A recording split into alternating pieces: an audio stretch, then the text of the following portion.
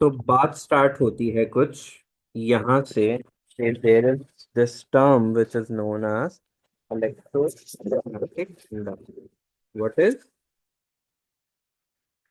Electromagnetic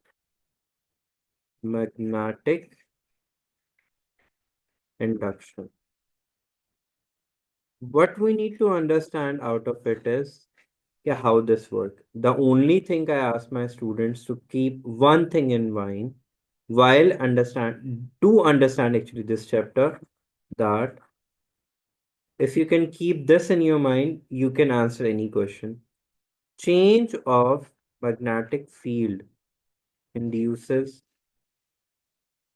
current and vice versa भी लिख सकते हैं, और change of current induces magnetic field. Can we keep these two simple sentences in our mind? Yes. कि जी magnetic sir. Field क्या करेगी, induce करेगी करंट, और करंट क्या इंड्यूस करेगा, मैग्नेटिक फील्ड। अब ऑब्वियसली जब हमने इस पॉइंट को डिस्कस किया तो यहाँ पे एक और पॉइंट भी आएगा कि अगर मैग्नेटिक फील्ड जो है वो करंट इंड्यूस कर रहा है, ये चेंजिंग का वर्ड एडेड होगा ऑटोमेटिकली, ठीक है, जब भी हम इसको करेंगे, even if I am not writing it.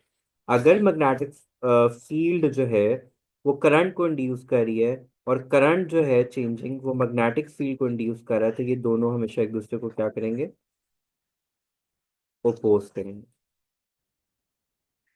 That is cause and effect,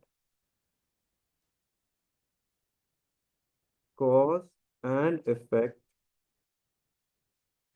always oppose each other, which is known as,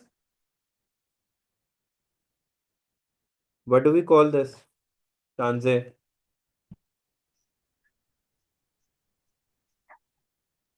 charge. इसको क्या नाम देते हैं, cause and effect is always going to oppose each other, इसको क्या नाम, कौन सा लॉ होता है ये?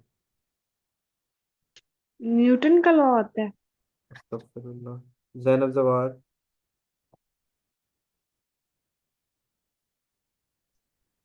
आमना। सर ये होता है न्यूटन सर। थर्ड अल्लाह third law. Akbar. Iftikhar, third law नहीं होता। आई एक्सपेक्ट अ सर ये सेंसिबल थर्ड भी आंसर। इसका नाम है। लेंजेज उसी लॉ। चीज का नाम है। या अल्लाह। अच्छा, कॉज एंड हाँ। Effect, cause and effect is always going to oppose each other. अब चलते हैं, ये सब कुछ हो कैसे रहा है। कंडक्टर है, कंडक्टर के अंदर क्या प्रेजेंट होते हैं, free electrons, Yes. And under normal circumstances उनकी फील्ड लाइंस एक दूसरे को क्या करी होती हैं, कैंसल्स आउट ईच अदर। तो क्या कभी भी नॉर्मल मेटल को टच करने पे हमें कोई इलेक्ट्रिकेशन या इस तरह का कोई इफेक्ट फील हुआ कभी? No. Although the free charges and everything is present there. अब होता क्या है कि if one electron is moving in this direction, the other electron will be moving in this direction, and they will cancel out each other's effect. But जब हम उसको एक source of current के साथ, दिस इज अ कंडक्टर, और मैं इसको एक सोर्स ऑफ करंट से अटैच कर देता हूँ, तो सारे इलेक्ट्रॉन्स की मूवमेंट क्या हो जाती है, linear and in the same direction, जिसकी वजह से क्या प्रोड्यूस होती है, करंट। करंट को हमने क्या नाम दिया था, it was flow of charge, right. अब हमें यहाँ पे एक चीज को माइंड में रखना है कि जो मैग्नेटिक फील्ड है, it can apply force on charge particles only in terms of their direction. इसके अलावा वो कुछ भी नहीं कर सकती, वो सिर्फ उसमें डिफ्लेक्शन प्रोड्यूस कर सकती है मैग्नेटिक फील्ड, ठीक है।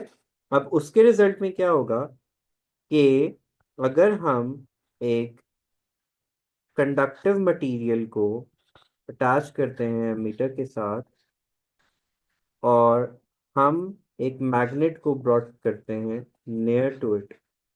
अब मैग्नेट की क्या है, मैग्नेटिक फील्ड है। जब हम इसको टूवर्ड्स मूव करेंगे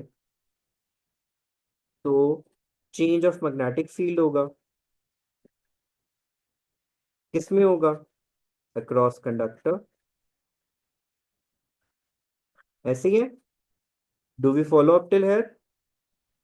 Yes. जब मैं मैग्नेट को टूवर्ड्स कॉइल मूव करूंगा तो magnetic field would apply, change of magnetic field होगी क्योंकि नंबर ऑफ फील्ड लाइंस जो इंटर कर रही हैं कंडक्टर को कॉन्टिन्यूसली चेंज हो रही होंगी। ठीक है, हम लिख सकते हैं number of field lines entering the conductor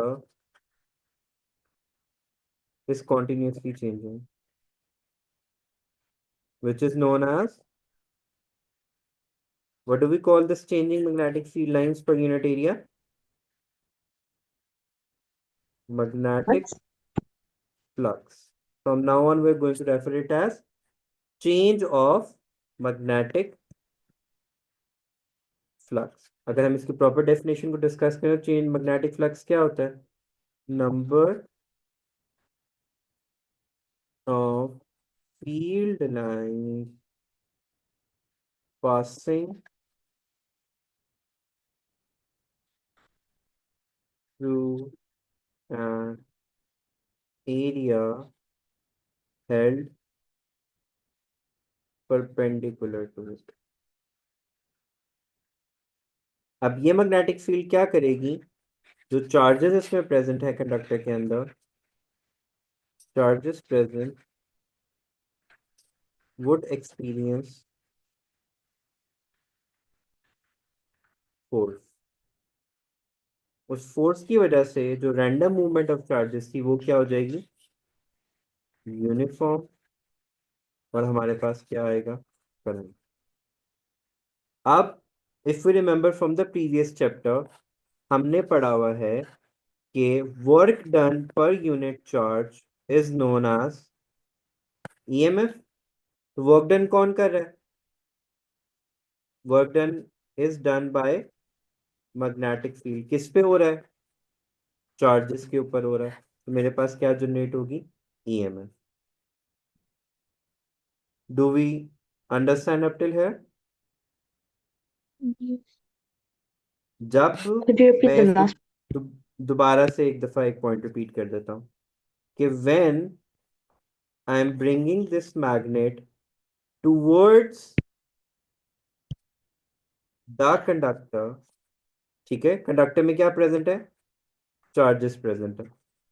magnetic field इन चार्जेस के ऊपर क्या अप्लाई करेगी, फोर्स अप्लाई करेगी and it would force them to move uniformly. And we have studied in the previous chapter that work done per unit charge is known as EMF. तो मेरे पास conductor में क्या induce होगी, EMF। जब EMF induce होती है, it is the reason of current being produced। अब current produce हो गया। अब चूंकि मैग्नेटिक फील्ड क्या थी, चेंजिंग थी, तो करंट भी क्या होगा, चेंजिंग ही होगा या कांस्टेंट होगा, Changing. करंट भी क्या प्रोड्यूस होगा, चेंजिंग।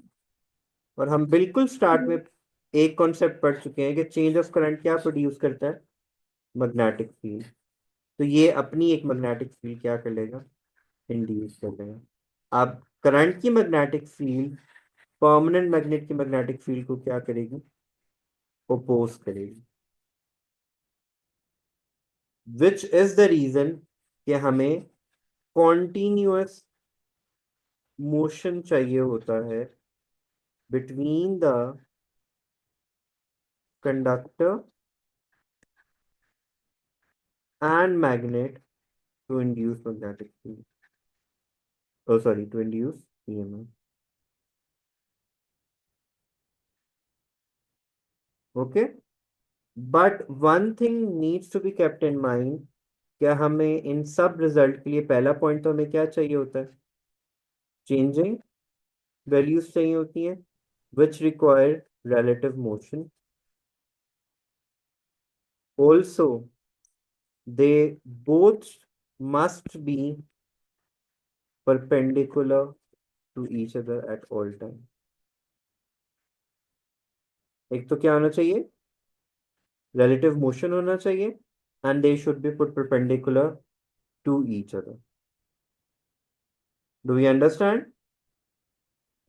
जी सर। Yes. अब पहले पॉइंट पे Yes. आते हैं। ये तो था सारी बेसिक अंडरस्टैंडिंग। अब इसको पुट करना है हमने अपने पहले कॉन्सेप्ट में, which was मोटर। मोटर्स को कैसे डिफाइन करते हैं? A device which converts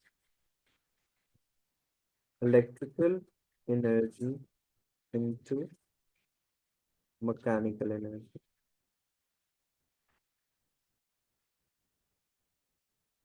In order to get the direction of, अच्छा चलो वो वाली बात बाद में करते हैं। अब यहां तक बात समझ में आ गई।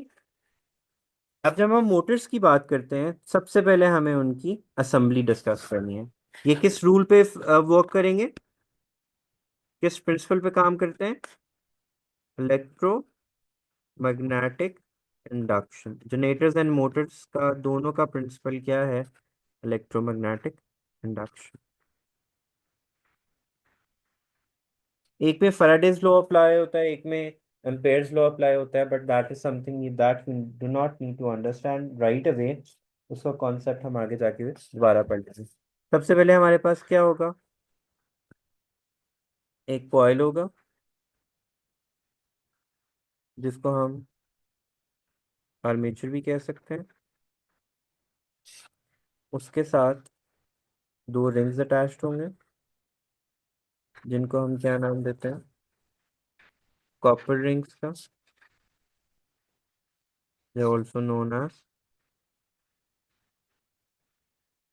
slip rings.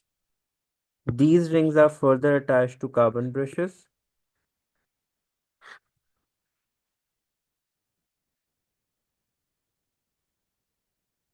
And these carbon brushes are attached to the battery.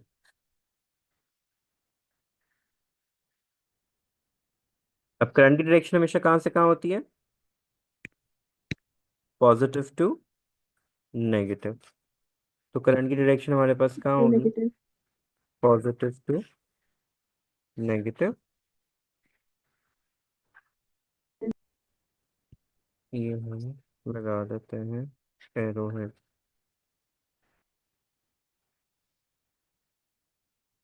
और ये पूरी की पूरी असेंबली प्लेस कर देंगे हम परपेंडिकुलर टू मैग्नेटिक फील्ड। ठीक है। अब मैग्नेटिक फील्ड, ये नॉर्थ पोल है, ये साउथ पोल है। मैग्नेटिक फील्ड हमेशा कहाँ होती है? North to south. ये मेरे पास आ गई मैग्नेटिक फील्ड। ओके। अब हमारे पास ये सारी yes sir. Assembly perpendicular to each other है।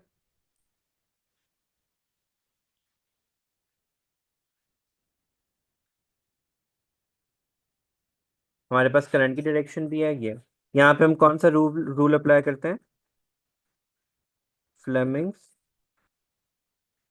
Left Left hand hand. Rule. हमारा थंब किसको इंडिकेट कर रहा होता है? डायरेक्शन ऑफ फोर्स को। इंडेक्स फिंगर किसको इंडिकेट कर रही होती है? मैग्नेटिक फील्ड की डायरेक्शन को। एंड मिडल फिंगर हमारी किसको इंडिकेट कर रही होती है? करंट को।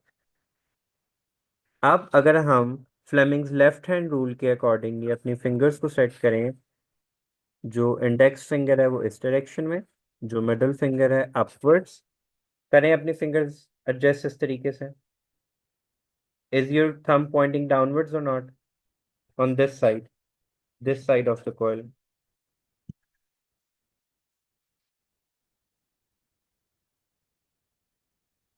Is it?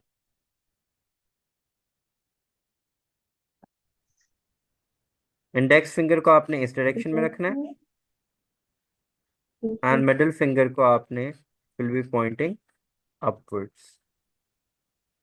ओके.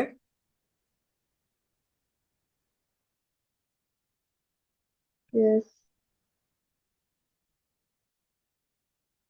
तो इस साइड पे हमारे पास फोर्स क्या लग रही होगी? डाउनवर्ड्स. एंड चूंकि on the other side current की डायरेक्शन ऑपोजिट है तो यहाँ पे फोर्स क्या लग रही होगी? अपवर्ड्स. तो मूवमेंट ऑफ द कॉइल क्या होगी? Anti clockwise. यहाँ पे हमने एक पॉइंट माइंड में रखना है कि if direction of magnetic field और direction of current is changed,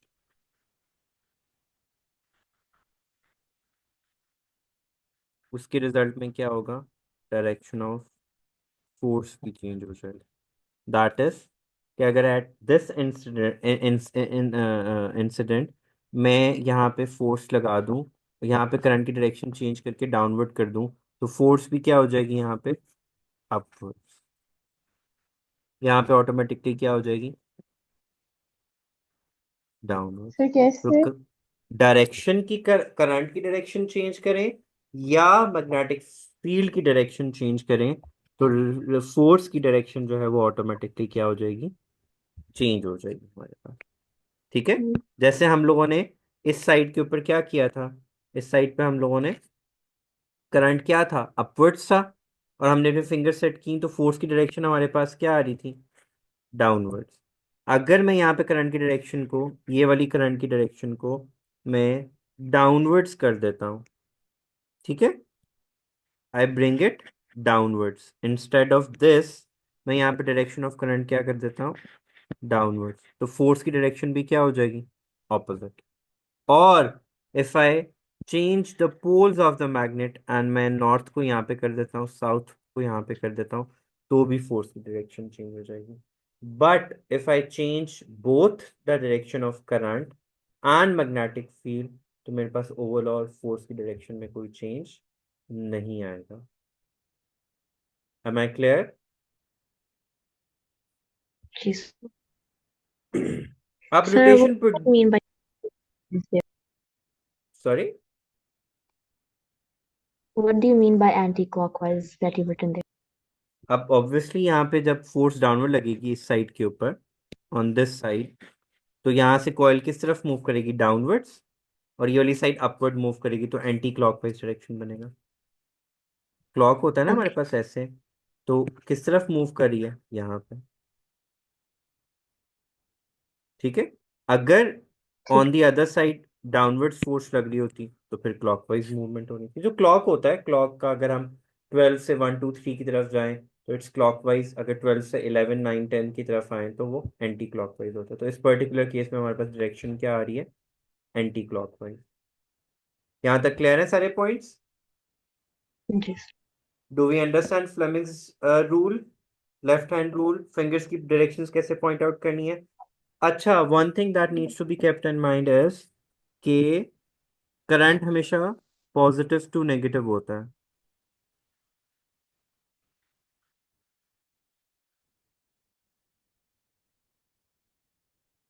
and अगर क्रॉस का साइन हो तो इट मींस मैग्नेटिक फील्ड के लिए हमने फिंगर्स कहाँ रखनी है? डाउनवर्ड्स. एंड डॉट बना हुआ हो तो इसका मतलब क्या होता है? Finger would be outwards. और अगर हमारे पास ऐसे क्रॉस बने हुए हैं और उससे हमें यहाँ से एक पार्टिकल इंटर करवाया है, अब ये पार्टिकल पॉजिटिव है. ठीक है.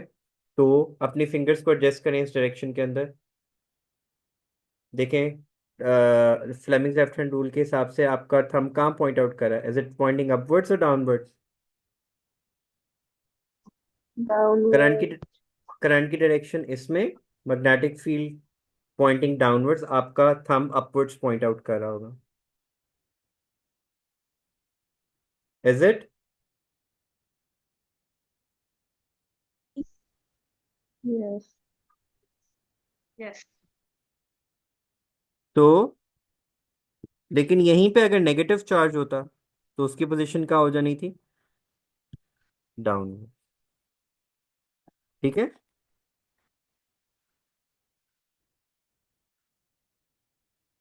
फिर क्या कह रहे हैं आप, नेगेटिविटी तो डाउनवर्ड। पॉजिटिव, अभी हमने जो फिंगर्स रखी वो पॉजिटिव के अकॉर्डिंगली रखी थी ना, तो हमारा थंब अपवर्ड्स पॉइंट आउट कर रहा था ना। अगर यहाँ पे हम चार्ज की नेचर चेंज कर दें और नेगेटिव चार्ज लें तो क्या वो भी अपवर्ड जाएगा? नहीं ना, उसकी डायरेक्शन क्या होगी? Opposite to that of the positive charge.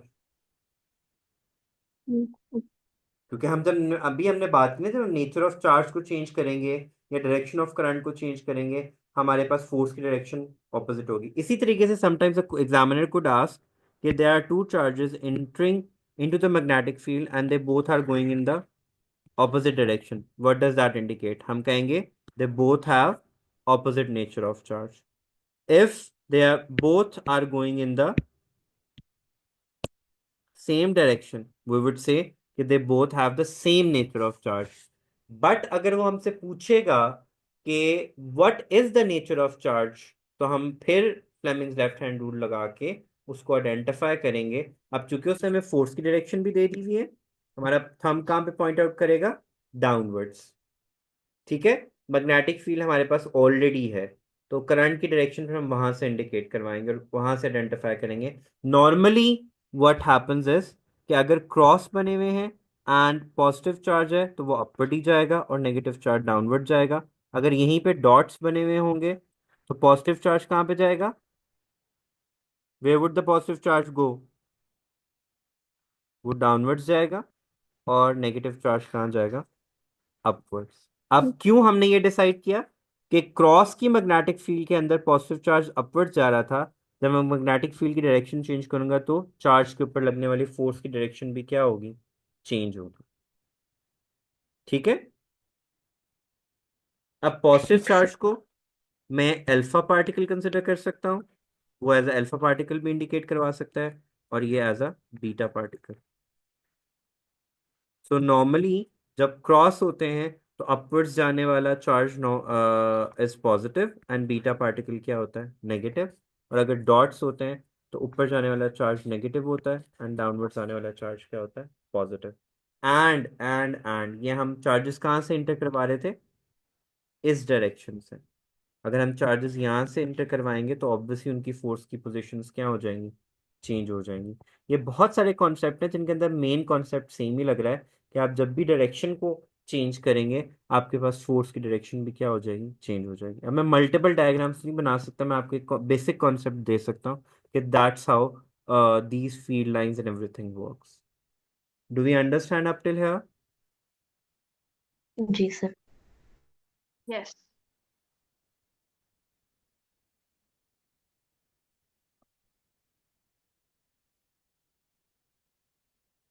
अब रोटेशन क्यों प्रोड्यूस हो रही है यहाँ पे?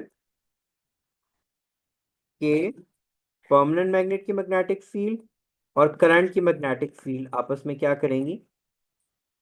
इंटरेक्ट करेंगी एंड रिजल्ट में मेरे पास क्या प्रोड्यूस होगा? मूवमेंट। मूवमेंट क्या होता है? Rotational effect of force.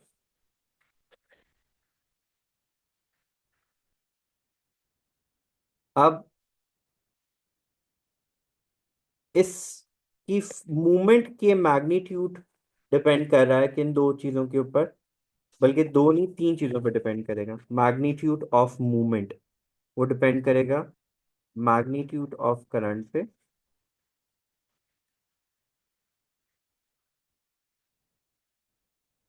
Magnitude of magnetic field पे and area of the coil पे। अगर हम रेक्टेंगुलर कॉइल की जगह पे number of turns of coil use कर लें तो रिजल्ट और भी ज्यादा क्या हो जाएगा? इन्हांस हो जाएगा। For greater the number of greater is the amount of conductor present, उतना ही रिजल्ट हमारे पास क्या होगा? So if I increase the amount of current तो भी रोटेशनल इफेक्ट इंक्रीज होगा। if I use a stronger magnet तो भी रिजल्ट मेरे पास इंक्रीज होगा। एंड इफ मैंने अभी क्या सिंपल रेक्टेंगुलर कॉइल यूज की थी, अगर in place of that I uses number of turn off coil, तो भी मेरे पास रिजल्ट क्या हो जाएगा, मैक्सिमाइज हो जाएगा, डबल हो जाएगा। ठीक है।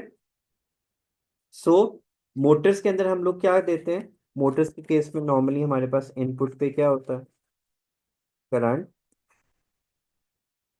और रिजल्ट में मेरे पास क्या प्रोड्यूस होता है, मूवमेंट। करंट क्या करता है, अपनी मैग्नेटिक फील्ड इंड्यूस करता है, और वो मैग्नेटिक फील्ड मैग्नेट की मैग्नेटिक फील्ड के साथ क्या करती है, इंटरेक्ट करती है, और रिजल्ट में मेरे पास क्या प्रोड्यूस होती है, रोटेशन। अब यहाँ पे स्लिप रिंग्स जो हैं, इनका काम क्या होता है, स्लिप रिंग्स का काम, ये जो कॉपर रिंग्स हैं इनका काम होता है current in and out of coil लेके जाना। करंट को कहाँ लेके जाना, in and out of coil only. Slip rings का काम ये होता है। कार्बन ब्रशेस का काम क्या होता है, in and out of circuit लेके जाना।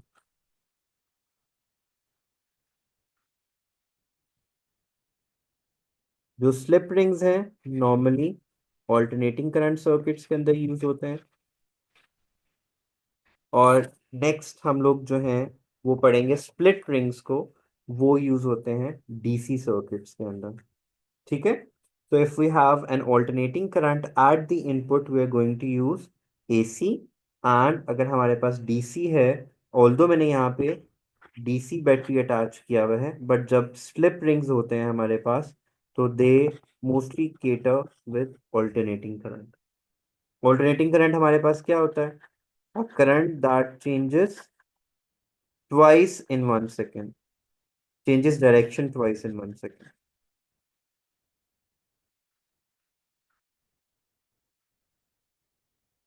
Okay.